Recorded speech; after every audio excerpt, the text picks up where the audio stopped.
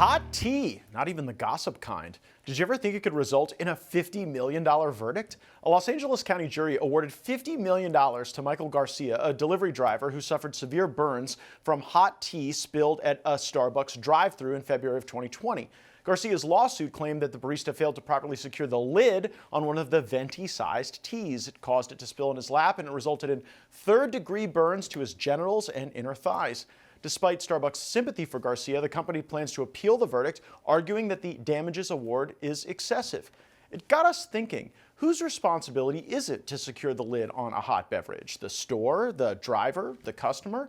And are we living in a society where juries are seen as lottery tickets even if someone contributes to their own injury? Or has corporate negligence gone so far that entities like Starbucks are going to have to shell out more frequently when they fail to meet an appropriate standard of care for someone conducting the very business that they're in? Our judicial system is supposed to create predictable and fair results. So is it predictable or fair that a hot tea spill resulted in such a fantastical verdict?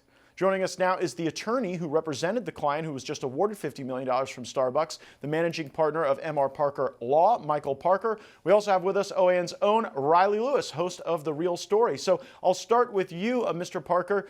Is $50 million secure for your client, or do you suspect that this appeal might be successful? I mean, I don't even know if they're going to appeal, to be quite honest. So we did what's called a 998 offer, which is a statutory offer to settle. Now, we did it 2 years ago, and every year that we beat that offer, we get 10% interest. So right now, we're at about 20% interest on the verdict. We're a little over $60 million.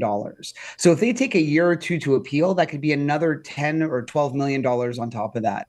So, they may say they're going to appeal for PR, to kind of say, look, this is a frivolous claim. But my guess is at some point, they're going to come to us and try to resolve it for some amount.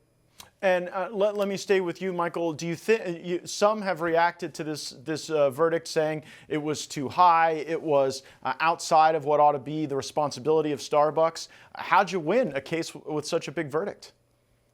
I mean, let me talk about two things. First, there's liability, which I think really upset the jury. So this isn't a case where he spilled it on himself or we're arguing the coffee is too hot. It's nothing like the McDonald's case. And I brought a demonstrative just to kind of show you what happened.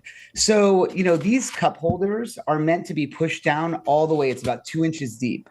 And my guy was picking up 3 drinks for an order, DoorDash, Grubhub. And so the first 2 drinks were pushed in all the way, 1, 2. And when they're in all the way, you can, move it around. You could throw it up and down. They're really, really secure in here. But the third drink by the barista was put in only about a third of the way in. So when it comes through the drive-thru and it stops, it just falls right out. So this has nothing to do with what my client did. It's purely negligence on the barista. And because Starbucks fought that, I think the jury was really upset.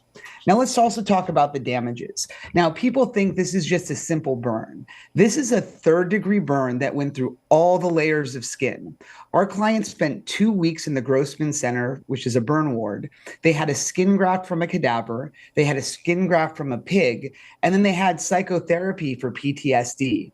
On top of that, they have pain urinating. They can't get an erection without assistance. And even something like Cialis or Viagra doesn't help because those are vasodilators. They don't help with the psychological trauma that came from, getting this burn. So these are lifelong catastrophic injuries. And this is a 25-year-old who will never be able to use, this area ever again and may never even have children. So I don't think $50 million is unfair. It's less than $1 million a year for the rest of his life. Riley, no one was more worked up about this verdict at One American News than you were. Would you let someone spill hot tea on your genitals for $50 million?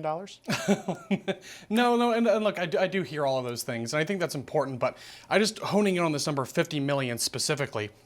I don't know exactly how we get there because it could have been maybe 25, 30, 60. I don't know. So I'm just wondering exactly how we get to 50 million. And I do wonder. Well, hold on. He just told you. He just told you how he gets to 50. $1 million a year to not have use of your nether regions.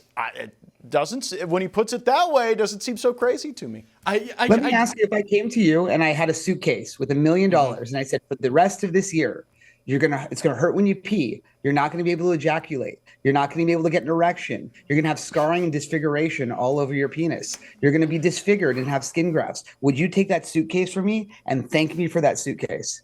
I would not. Yeah, absolutely not. No, I understand that. So then you agree 50 million is a fair result, right? Well, I agree that there's got to be some compensation. Absolutely. I just don't know if 50 million, that's what I'm trying to get in on, is I don't know exactly why 50 million, not 55, not 35. I just want to understand why exactly $1 million for every year for the rest of his life, assuming he lives another 50. So I'm just trying to figure out, like, what's the specific calculus for that specific number?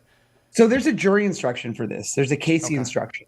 And it is going to be for pain and suffering, for inconvenience, embarrassment, right? All of these things. It's not just one thing. It's not just pain and suffering, right? For the rest of his life, when he takes that out to show a woman, he's going to be embarrassed. He's going to have anxiety, right? He's going to have PTSD. And PTSD changes your brain. It rewires your brain chemically, and you don't just get over that. That's with you the rest of your life. Soldiers who go to war have PTSD that they die with. Right. So, when you say 50 million just sounds like a crazy number, you wouldn't take $1 million for 1 year. You wouldn't even do this for 1 year. Now, would you do this for 50 years? Every year, would you accept that suitcase with $1 million?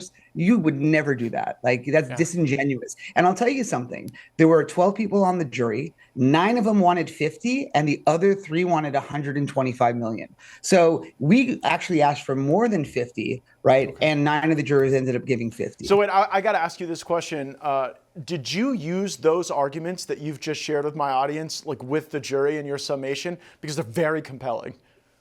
Yeah, no, of course, right? I mean, we went through every aspect of how this injury affects his life. So we called his girlfriends, he had relationships while this was going on. He ended one of those relationships because every time they would try to have intercourse, he would break down and cry. Right. When we were in the trial, he had to leave to go vomit because he was so worked up from the stress of discussing these injuries. So these are emotional traumas, not just physical. And like I said, it's like a soldier coming home from war. And think about how bad that is and how we treat our, returning veterans. And that's how we need to treat this guy was returning from a DoorDash run. But I agree, like the damage. But the damage is the same. I mean, the damage is extensive. On the liability question, Riley, this notion that 2 inches is the difference between 50 million and not, would you have been persuaded that is on the barista to secure on behalf of the company? I certainly would, but looking at the video, admittedly, it's a little tough for me to tell how far deep in the cup is. So I also wonder if there was just extensive, review of that, because from what I could tell, just from watching the video over and over again,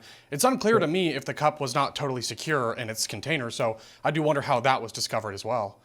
So I can reply to that, and I have a very compelling argument. Okay. So they hired an expert to do a video, an animation of what happened during the incident. And their own expert, and I wish if you go to CBN, they actually stream this whole trial. Their expert's video, let me grab the cup that fell on the floor. Their expert's own video had the cup in only about that amount when it should have been in all the way down, right? So we didn't even use, in our opening statement, we used the defense's own expert and their own video to show that the cup was not placed properly. So it's not something that was actually even in dispute. The defense admitted the entire time that the cup was not pushed all the way in. What they were trying to argue is that there was a dog in the car and we don't know if the dog did it. But the funny thing is there was video, and the video shows the dog didn't touch him at all. Wait, your client had a dog in the car while doing coffee deliveries? Correct. Yep. Is that allowed? It is completely permitted under the rules of these ride-sharing, food delivery services. Well, I will keep that in mind. And if I am ever injured in a burn case, I am hiring Michael Parker to present my case and to do the summation. Thank you so much for coming on the program and explaining this. And Riley, I'll give you the last word. Are you convinced? I will say this. I completely empathize. I get it, and I understand all of the reasoning. You are making compelling arguments. I still don't know if 50 seems weird to me. I don't know how you get there exactly. Again, I just would end on that. I don't know exactly how you get instead of 35, 60. I just wonder about the particulars of 50 million specifically. A great lawyer. That's how you get there. That's the answer. I mean, look, I think you would admit that I justified it, right? You would admit that I justified 50 million. Am I wrong? I would have been with the jurors that wanted more than 100 million. But I do have to get out of this segment. Thank you both so much for being on the program. Thanks so much, Matt.